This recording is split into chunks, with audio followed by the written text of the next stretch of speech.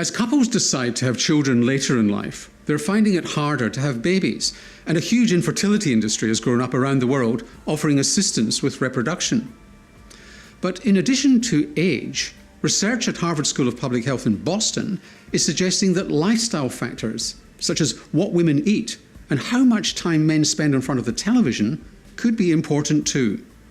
We found, for example, that the type of carbohydrates matter. So women who had a higher glycemic load, meaning that they either had more carbohydrates in their diet or had carbohydrates that are more easily digestible, think white bread as opposed to having whole grain bread, or white rice as opposed to brown rice, had about double the risk of infertility due to ovulation problems compared to women with the lowest glycemic load. At the same time, the type of protein also seemed to matter.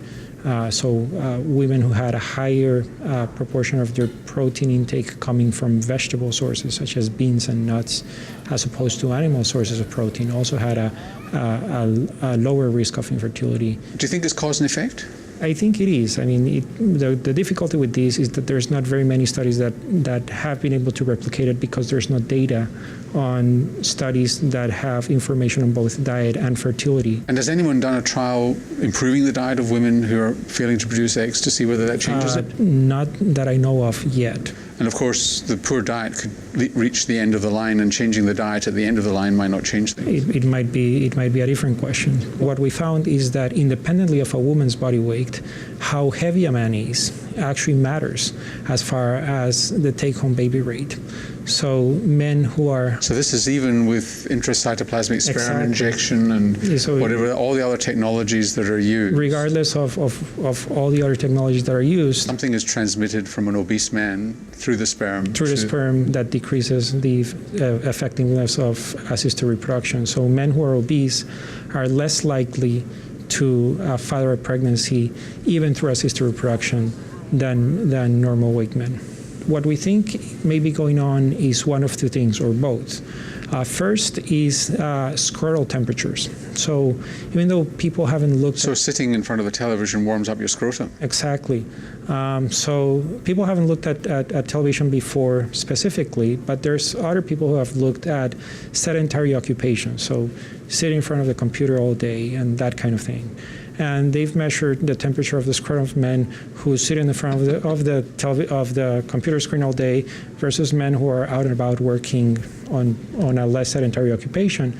And it turns out that having a sedentary occupation results in increased scrotal temperature. And sperm production is a very, very temperature-dependent process. Which is why you have a scrotum, because it's at a lower temperature than the rest of your body. Exactly, and that's why the scrotum can accommodate to changes in external temperature to maintain the right temperature for sperm production. So just sitting all day, either in front of the television or elsewhere, is actually going to increase the temperature in the scrotum, and that is likely one of the reasons that we're seeing an association with TV viewing. So Australian men who insist on sitting in their shorts in front of the television might actually know something. They might, yeah. So the other possibility is that this is related to oxidative stress. So many reactions, many biochemical reactions in the body produce as a byproduct oxygen, which is... So this is like biological rusting, free radicals that damage the tissues. Exactly. So how do you get oxidative stress from watching the telly? Well, not necessarily from watching the telly, but from not doing what you would be doing otherwise. So being sedentary is actually associated with very high levels of oxidative stress, but just starting to move and as you become more active even more, the body actually increases the expression of antioxidant enzymes.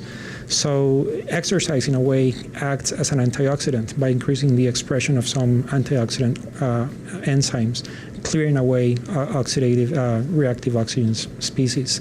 And of course, one of the messages here in infertility clinics is that the situation is often not that a man is frankly infertile or a woman is frankly infertile. You've got a couple, both of whom are a bit subfertile, and you've got two subfertile people meeting and they have a low success rate. So in fact, you don't have to have a huge effect on a man's sperm quality if he happens to be partnered with a woman who might be having ovulatory problems that adds up to a partnership that's not destined for success. Yeah, that's correct. And that's one of the important caveats of this type of research. And it's that when you see associations with semen quality parameters, that does not necessarily translate into fertility. So we know from other studies that having a low sperm count is associated with lower fertility, both in natural conceptions as well as in assisted conceptions. But having a low sperm count doesn't necessarily preclude a man from fathering a child. So one of the things that we want to look at and that we're actually looking at is not only is television viewing and physical activity associated with sperm counts, but does it make a difference as far as fertility is concerned? Have you controlled for what they watch on television? We didn't ask them what they were watching. No. So, which is not a trivial question. It is not. So I've heard jokes about it as over the last week, but it actually is not a trivial question. We know from literature, mostly literature on television watching and obesity, that the content may actually made a difference, and it's not so much the content of the television programs, but the content of the advertisement. So being exposed to advertisement, especially exposed to food advertisement, changes your behavior. It makes you hungry. It makes you want to eat more. And there's actually been a few randomized trials showing that even if you watch the same amount of television but you remove the advertisement, that reduces your intake, and that can help you manage your body weight.